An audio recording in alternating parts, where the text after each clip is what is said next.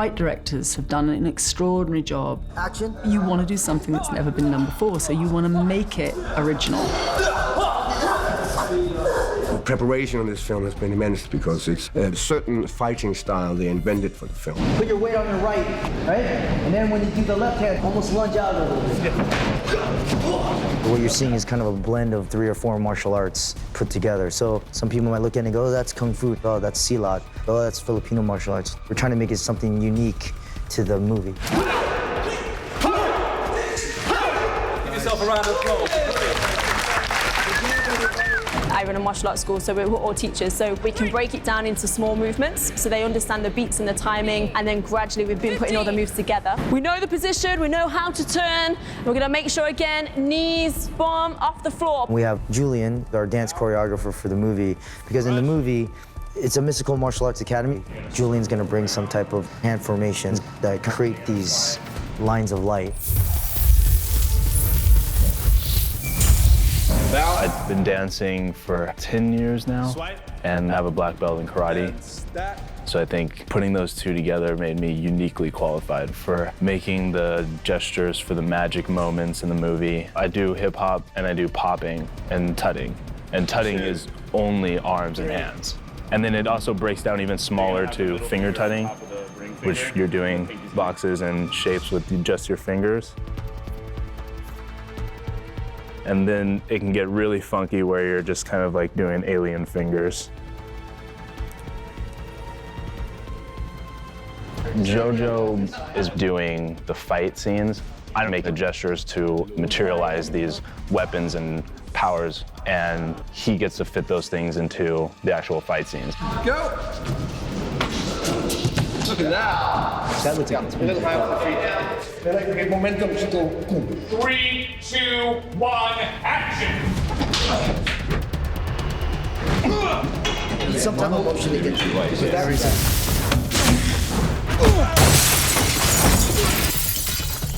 Benedict was shooting constantly and doing theater in the evening, so he squeezed the training in between. Benedict threw himself into this role, and he went through months of physical training even while he was on stage doing Hamlet to learn how to fight and how to move. We've had to say, Benedict, maybe we should let the stuntman do that particular stunt. He has been game for everything.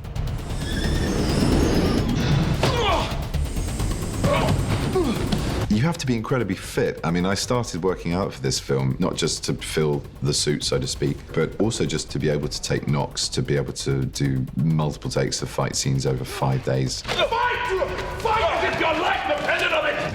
I've been whipped about 3 times with this sort of whip thing that Chiwetel and I had to play with in a fight training scene. Yeah, it's a great moment in the film in terms of the relationship of Mordo and Strange, where he's introducing him to all of the different fighting methods that they can use. Dr. Strange is also sort of fighting back, and so finding his own feet and sense of himself in this world.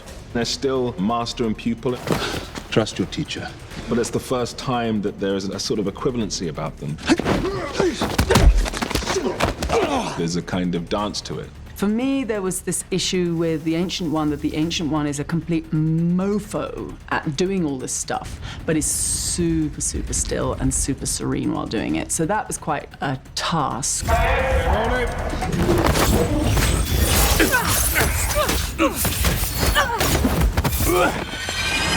Because generally speaking, when you're slicing people to bits, you kind of want to show it in your face. The style of the martial arts is very kung fu because they're like Shaolin monks, these characters. Although my character is described as a zealot, so he's a bit more bullish in the way he fights. A bit less graceful. I've been hit in the face, I've been kicked in the stomach quite hard, I've been punched twice. I've tripped over the cape. That's not so superheroic, but very funny. 3, 2, 1, go. And then there's also a lot of wire work in the film.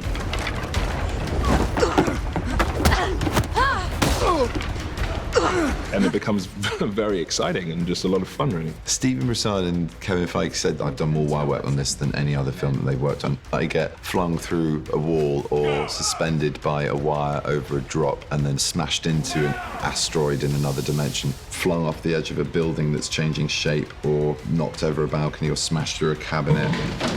You can't really say you're a superhero unless you've actually experienced some of the physical trauma. It was really fun. It's not every day you get to smash glass and be paid for it.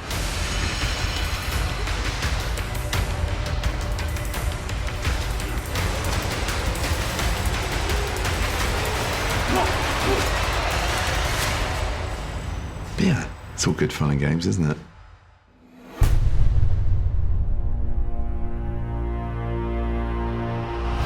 With Doctor Strange, we're crafting some really cool and unique visual ideas and really mind-trippy, out there sort of sequences that I think approach action in really cool new ways. We're dealing with other dimensions. We're dealing with other possible realities. We're dealing with magic. There's a lot of real-world live action in this film, but there's also the most extraordinary effects. And the importance of the environments and the action in those environments has never been richer. So I think it's a great cinematic ride. In terms of visual effects, there's things that haven't been seen before. The visuals are remarkable. We wanted to expand people's minds. Open your eye.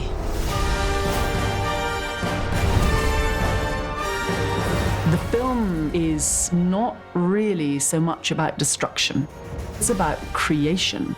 It's about bending things. It's not about breaking things. Like, creativity on this film was pretty open. There was no, oh no, let's not even try it. It was like, let's try everything. As soon as I saw the plans for what the visuals were going to be, I thought it was quite literally a different universe. There are more interesting things that can be done with modern film technology. I think we can do more, you know, and that's part of the ambition of Doctor Strange. The comics themselves are incredibly visually rich, and that immediately translates into a 21st century cinematic landscape because we have these extraordinary tools at our disposal. In the comics, Steve Ditko is famous for his interpretation of this dark dimension. And what the entire production team has been tasked with doing is bringing that to life. We tried to be faithful to it, but bring something new to it, you know, kind of put it into our world. And nowadays, you know, we're in 21st century, so it's a different technology, but we tried to be very faithful to these ideas. I've got a selection of environments in 3D here, which I can modify and adjust the speed of and the color, and then an array of 3D cameras looking at them, each of which drives one of these outputs, which goes to the individual lighting panels, which light Benedict. 3, 2, 1, action. And now! Marvel are always experimental as filmmakers. They're always taking technology right to the edge and beyond the edge, and they're inventing every day new technology to do things that a year ago they wouldn't have been able to do. I see through you. One of the staples of Doctor Strange's magical powers is the ability to astral project, which was another idea born of groovy 60s thinking, you know, I'll meet you on the astral plane, man. What did you just do to me? I pushed your astral form out of your physical form. What's in that tea? Psilocybin? LSD? It's just tea with a little honey. You're exiting your body and you're viewing something from an alternate dimension. So that was a big moment for us to figure out how we're going to do that. It'll start off often at Marvel in the Viz Dev department, and they'll come up with concepts. Previs is essentially moving storyboards. You actually can now get into what the shots are supposed to be like, how dynamic the moves are. That then gets handed off to a facility who will then begin testing that with moving footage.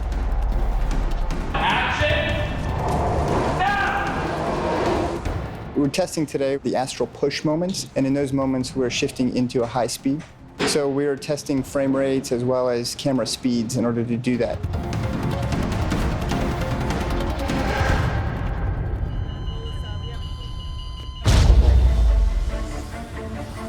The astral form is one of the simplest effects that we've done and one of the hardest, because you need to believe that in a way is the spirit that sort of comes out of the body.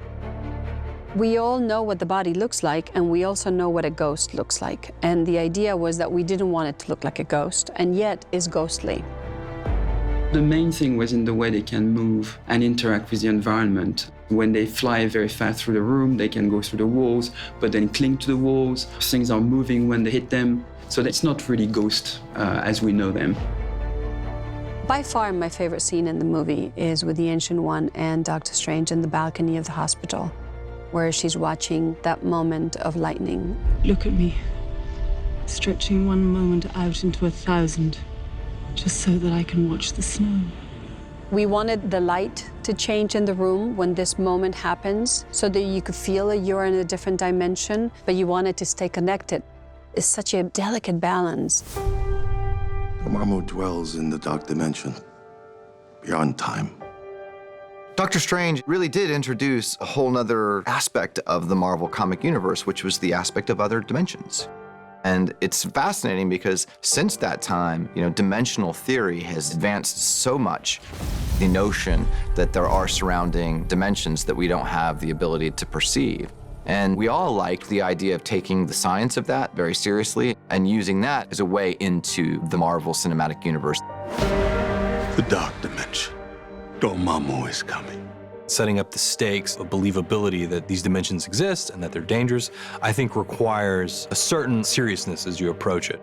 That doesn't mean the movie's not fun, it just means the world is real, these people are dangerous. We have a fight in the streets of Hong Kong where we have to create a feeling that time is either stopping, slicing, or reverting.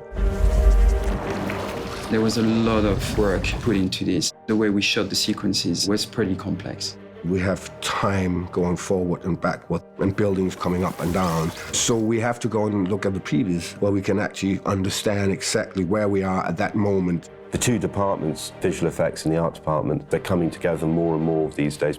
Now, there's a lot of visual effects, obviously, in all of this, but you'd be surprised how much we do in camera as well. Let's roll. Rolling. It's a very collaborative process. I was really interested in making a movie where the visual effects were always used to do something new and were used to create scenes that were unexpected and not quite like anything we've seen before. I'm such a kind of techno geek when it comes to filmmaking technology, and the visual effects team on this out there, they're from another planet. The magic people behind the screen make this look like something we've never seen before.